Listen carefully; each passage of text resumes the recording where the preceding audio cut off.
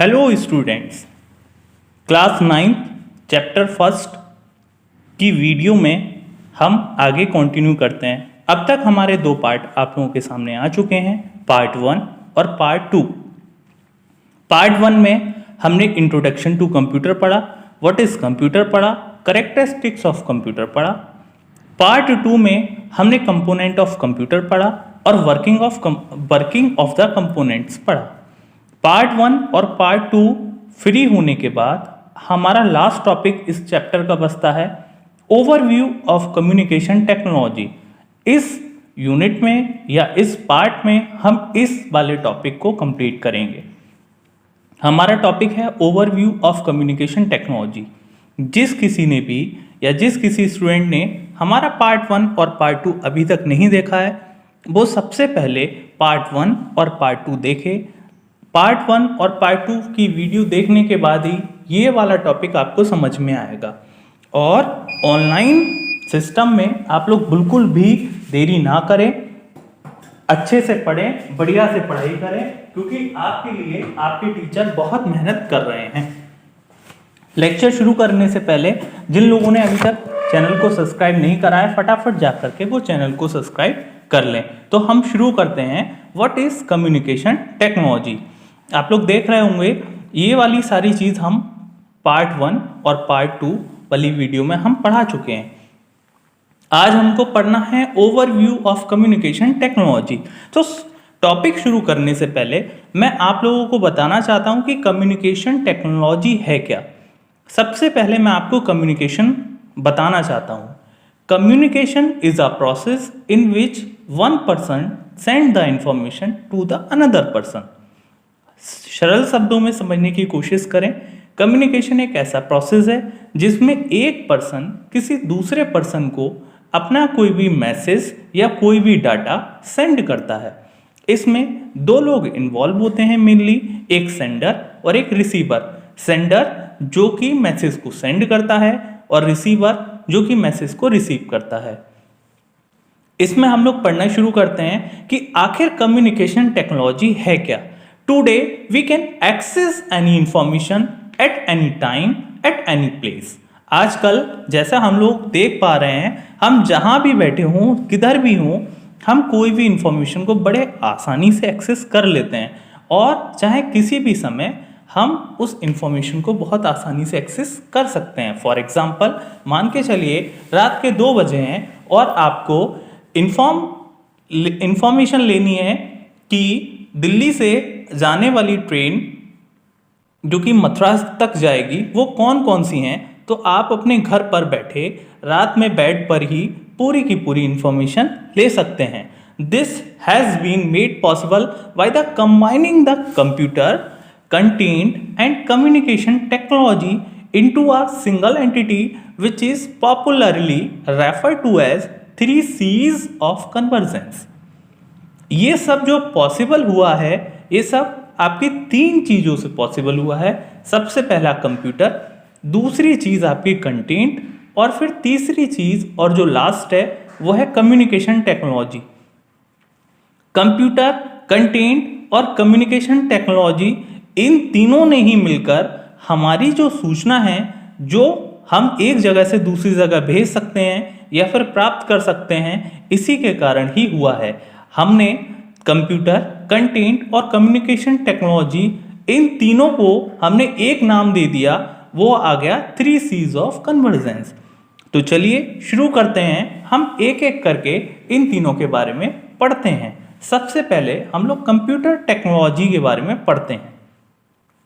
Computer technology एक ऐसी technology जिसके द्वारा हम अपने काम को आसान करते हैं। हम लोग पार्ट 1 में पूरा और पार्ट 2 में पूरा कंप्यूटर टेक्नोलॉजी के ही बारे में पढ़ा था कि आखिर ये कंप्यूटर टेक्नोलॉजी होती क्या है। In earlier times computer centre used to employ a large room with many computers where people used to bring their data for processing. But with digital convergence it has evolved towards computer network with a large number of separate but interconnected computers at single multiple locations। पहले ज़माने में, पहले के समय में जो computer centres हुआ करते थे वो क्या काम करते थे, वहाँ पर बहुत बड़ा रूम होता था या फिर रूम होता था, वहाँ पर बहुत सारे कंप्यूटर्स लगे रहते थे, पीपल्स आते थे और वहाँ पर अपना डाटा प्रोसेस करने के लिए यूज़ करते थे उस कंप्यूटर लैब को या फिर उस कंप्यूटर सेंटर को। लेकिन आजकल डिजिटल कन्वर्जेंस की मदद से ये सब इतना आसान हो गया है कि हमें अपना डाटा प्रोसेस करने के लिए एक जगह से दूसरी जगह जाने की कोई भी आवश्यकता नहीं होती। फॉर एग्जाम्पल, मान के चलिए मेरे कंप्यूटर जो मैं इस समय कंप्यूटर इस्तेमाल कर रहा हूँ उसमें कुछ कमी आ गई, उसके कुछ सॉफ्टवेयर में कमी आ गई, अब वो मुझसे हो नहीं पा रहा और मैं जिससे ये सब चीज़ सीखना चाहता हूँ या करवाना चाहता हूँ वो बंदा बरेली में बैठा हुआ है। अब ऐसे केस में या तो मैं बरेली जाऊँगा या फिर वो बंदा वहाँ से बरेली से मेरे पास आएगा। लेकिन डिजिटल कन्वर्जेंस की मदद से और 3Cs कन्वर्जेंस की मदद से वो बरेली में बैठे बैठे मेरा कंप्यूटर सिस्टम चला सकता है, वो पूरा का पूरा देख सकता है कि इनके कंप्यूटर सिस्टम पे क्या हो रहा है। इस तरीके से हम लोग अपनी जो शेयरिंग है वो कर सकते हैं। धीरे धीरे हम इसमें आगे बढ़ते हैं। आगे इसमें लिखा हुआ है computer network help in sharing resources like data, programs and equipments with anyone on the same network irrespective of the physical location of the user and the resource. इस लाइन का मतलब भी वही है जो अभी मैंने एग्जाम्पल में समझाया था। बच्चों, कंप्यूटर नेटवर्क एक ऐसा नेटवर्क होता है जिसमें दो या दो से ज़्यादा कंप्यूटर आपस में जुड़े हुए होते हैं। फॉर एग्जाम्पल, मान के चलिए मैं और मेरा दोस्त, हम दोनों फ्रेंडशिप में हैं, हम दोनों का एक रिलेशनशिप है दोस्ती का। अब मान के चलिए मुझे अगर उसकी बाइक यूज़ करनी है या उसको अगर मेरी टी शर्ट यूज़ करनी है तो हम दोनों एक दूसरे के जो बाइक है या टी शर्ट्स है वो हम लोग यूज़ कर सकते हैं। क्यों? क्योंकि हम लोग आपस में जुड़े हुए हैं। इसी तरीके से जब दो या दो से ज़्यादा कंप्यूटर आपस में कनेक्ट हो जाते हैं तो वो एक नेटवर्क का रूप ले लेते हैं, और जब नेटवर्क का रूप ले लेते हैं तो वो दोनों एक या दूसरे का डाटा या रिसोर्सेस को वो शेयर कर सकते हैं। मान के चलिए हमने 5 कंप्यूटरों को आपस में जोड़ दिया। जब हम 5 कंप्यूटरों को आपस में जोड़ देते हैं तो वो पांचों के पांचों कंप्यूटर एक दूसरे का डाटा या फिर रिसोर्स ले सकते हैं। अब आपके समझ में ये नहीं आ रहा होगा कि रिसोर्स किसे कहते हैं। देखिए, जो भी हार्डवेयर वो यूज़ कर रहे हैं उसको हम लोग रिसोर्स कह सकते हैं। मान के चलिए 5 सिस्टम हमने आपस में कनेक्ट करे, लेकिन उनमें से किसी एक के पास ही हमारा प्रिंटर है, तो पांचों के पांचों एक ही प्रिंटर से काम चला सकते हैं। इसको हम लोग बोलते हैं रिसोर्स शेयरिंग। तो इन सारी लाइनों से बस केवल एक बात समझिए, अगर कंप्यूटर नेटवर्क में हैं तो वो डाटा और रिसोर्स को शेयर कर सकते हैं। ये सब किसकी मदद से पॉसिबल हुआ? ये सब कंप्यूटर टेक्नोलॉजी की मदद से पॉसिबल हुआ। अगला पॉइंट हम लोग पढ़ते हैं कंटेंट टेक्नोलॉजी यानी मल्टीमीडिया। जैसे इसका नाम है कंटेंट टेक्नोलॉजी, ऐसी टेक्नोलॉजी जिसमें बहुत सारा कंटेंट हो, या फिर मल्टीमीडिया यानी एक ऐसी मीडिया जो बहुत सारी हो। Multimedia is a media that uses multiple form of information, content and information processing. For example, text, audio, graphics, animation, video, interactivity to inform or entertain the user. Multimedia से आप समझ गए होंगे, एक ऐसी मीडिया जिसमें टेक्स्ट भी हो सकता है, फोटोज़ भी हो सकते हैं, ऑडियोज़ भी हो सकती है, वीडियोज़ भी हो सकते हैं और ग्राफिक्स भी हो सकती है।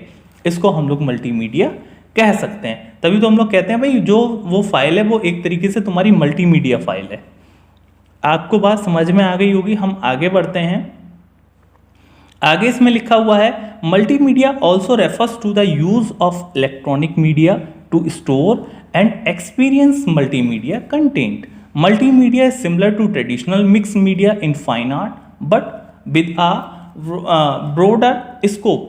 Multimedia content can be sent over multiple interconnected computers network. Multimedia के बारे में यहाँ पे ये बात लिखी हुई है मल्टीमीडिया जो है एक तरीके से हम लोग एक जगह से दूसरी जगह भेज सकते हैं, लेकिन किसकी मदद से? कंप्यूटर की मदद से। और ये एक तरीके से इलेक्ट्रॉनिक मीडिया ही हुई। फॉर एग्जाम्पल, अगर हम अपनी कोई भी एक वीडियो कहीं दूसरी जगह भेजना चाहते हैं तो ये एक तरीके से कंटेंट हम एक जगह से दूसरी जगह भेज रहे हैं। और ये केवल और केवल तभी पॉसिबल है जब हम लोग आपस में एक नेटवर्क में जुड़े हुए हैं।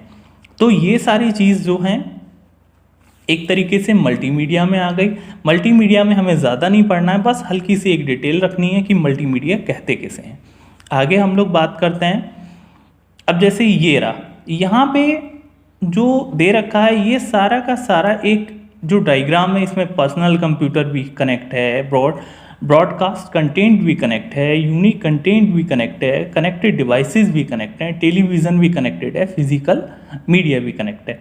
ये एक तरीके से क्या है, ये सारा हमारा जो आया है ये कंटेंट टेक्नोलॉजी के अंडर में आता है। ठीक है, आप लोग समझ गए होंगे कि मैं क्या समझाना चाह रहा हूँ। लास्ट हो गई communication technology. Communication technology has created at informed society.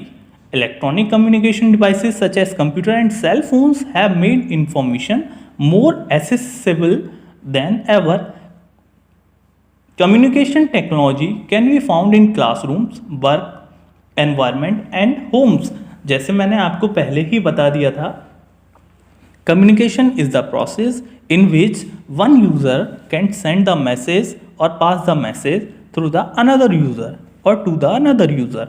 वही बात यहाँ पे लिखी हुई है। कम्युनिकेशन टेक्नोलॉजी एक तरीके से ऐसी टेक्नोलॉजी है जिसमें हम अपनी कोई भी डाटा या इंफॉर्मेशन या फिर कोई भी रिसोर्स एक जगह से दूसरी जगह हम लोग शेयर कर सकते हैं। मोस्टली हम लोग क्लासरूम में जब आपस में डिस्कस करते हैं तो वो भी एक तरीके से हम लोग कम्युनिकेशन कर रहे हैं, या फिर हम लोग जो यहाँ पे कम्युनिकेशन कर रहे हैं, मैं आपको पढ़ा रहा हूँ, ये भी एक तरीके से कम्युनिकेशन हो रहा है। इसमें मैं अपने इंफॉर्मेशन या कोई भी डाटा आप तक पहुंचा रहा हूं। Whenever a computer requires multimedia content from a remote computer or a server, this information has to travel through computer network using some communication technology. देखो बेटा, ये वही वाली बात आ गई जो मैंने अभी थोड़े देर पहले ही आपको समझाई थी। इसमें लिखा है computer requires multimedia content from a remote computer to और a server.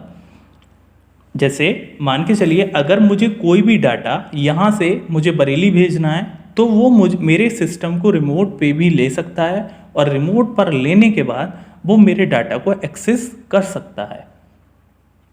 If the amount of information is large, it must be compressed to reduce communication delay.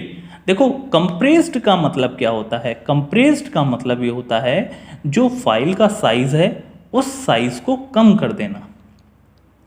Compressed का मतलब ये होता है जो फाइल का साइज है उस साइज को कम कर देना।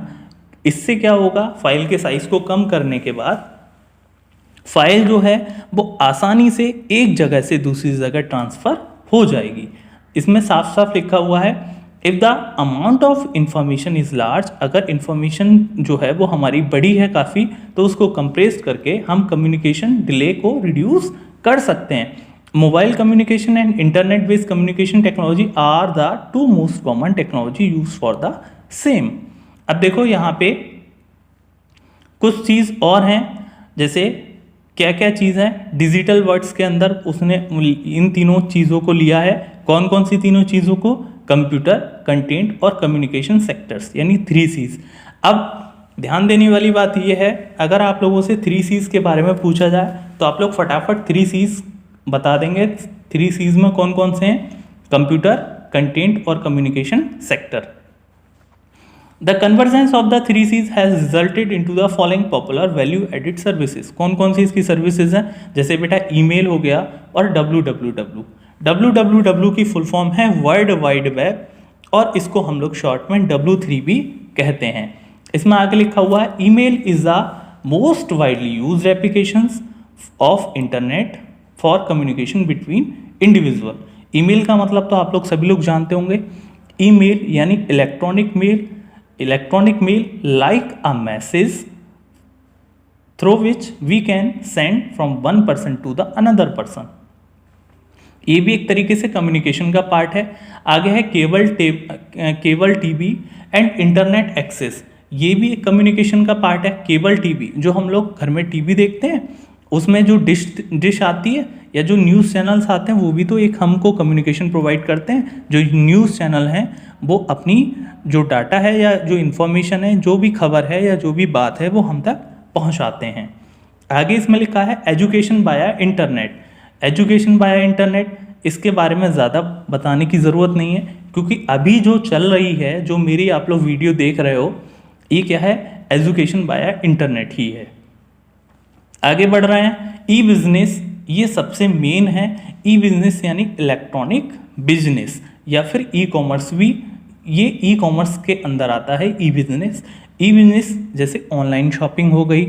ऑनलाइन शॉपिंग की कौन कौन सी साइट्स हैं, अमेजन हो गया, ठीक है, और मंत्रा.com, ये सारी की सारी क्या हैं, ई बिजनेस की साइट है। It describe a market place where businesses are using internet technology and network computing to transform their internal business processes and the buying and selling of goods, services and information।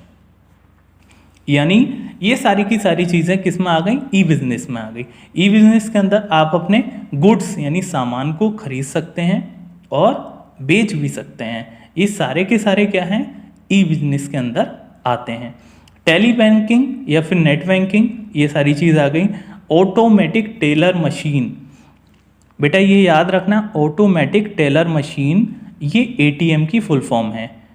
Automatic teller machine ATM की full form है, आप लोग याद कर लीजिए।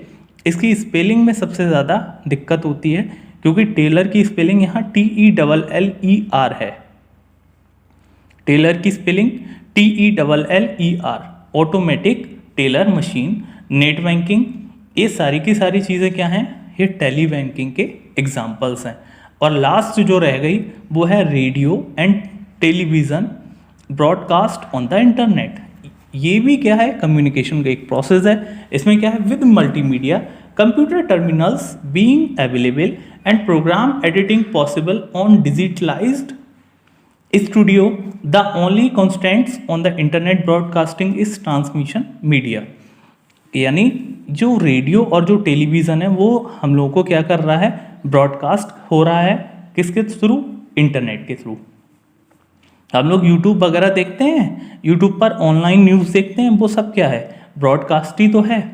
या फिर जो हम लोग लाइव आते हैं, लाइव टेलीकास्ट, वो भी एक तरीके से ब्रॉडकास्ट है।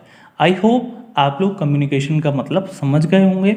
Communication is a process in which one person send the information to the another person. इस तरीके से आपका ये पहला चैप्टर कंप्लीट हुआ। अब मैं आपको फिर से ओवरव्यू बता देता हूँ कि इस चैप्टर में ध्यान देने वाली कौन कौन सी बात हैं। इस चैप्टर को मैंने बड़ा डिटेल में, बड़ा डीपली पढ़ाया है, लेकिन आपको इतनी ज़्यादा बातें ध्यान रखने वाली नहीं हैं। बहुत मेन पॉइंट मैं आप लोगों को बताने जा रहा हूँ, आप लोग बहुत ध्यान से समझिए। सबसे पहले आपको व्हाट इज़ कंप्यूटर ये आना चाहिए, यानी आपको कंप्यूटर की डेफिनेशन आनी चाहिए। कंप्यूटर की क्या डेफिनेशन है ये आप लोग याद कर लें, ठीक। उसके बाद कंप्यूटर की डेफिनेशन आप यहाँ से चाहो तो ये वाला जो रिमेंबर वाला पार्ट है, इस पार्ट से आप लिख सकते हैं और याद कर सकते हैं। इसमें बस आपको इतना ध्यान रखना है कि सबसे पहले कंप्यूटर जो है वो इनपुट लेता है, इनपुट लेने के बाद रिसीव करता है इनपुट को, उसके बाद स्टोर और मैनिपुलेट डाटा यानी input, then processing, then output. आगे कैरेक्टरिस्टिक्स ऑफ कंप्यूटर यानी कंप्यूटर की अच्छाइयाँ, ये मैंने पार्ट 1 में बहुत अच्छी तरीके से पढ़ाया था।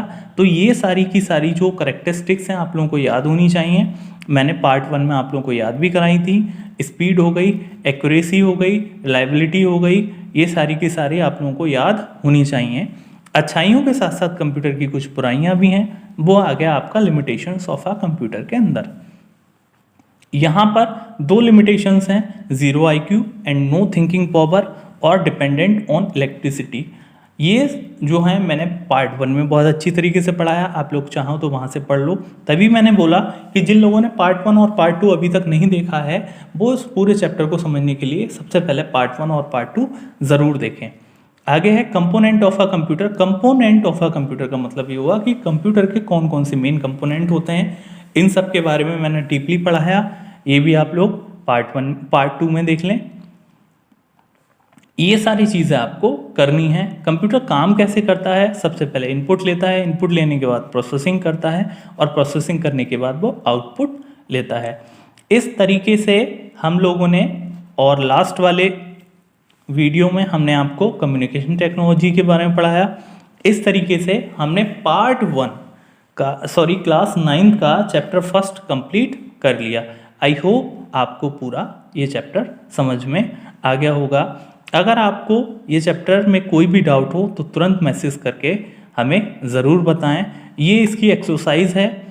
अब बहुत जल्दी ही मैं आप लोगों का एक ऑनलाइन टेस्ट कंडक्ट करूँगा। उस ऑनलाइन टेस्ट में मैं आप लोगों से ये सारी चीज़ें पूछूंगा। जिन लोगों के पास बुक्स नहीं है वो भी कमेंट सेक्शन में मुझे बताएं। मैं उन लोगों के लिए ये जो PDF है मेरे पास उसको मैं सेंड करूँगा। ओके, और बाकी हमारी वीडियो कैसी लगी, पूरा चैप्टर आपको कितना समझ में आया, ये भी हमें ज़रूर बताएं। Thank you. और हाँ, थैंक्स फॉर वॉचिंग।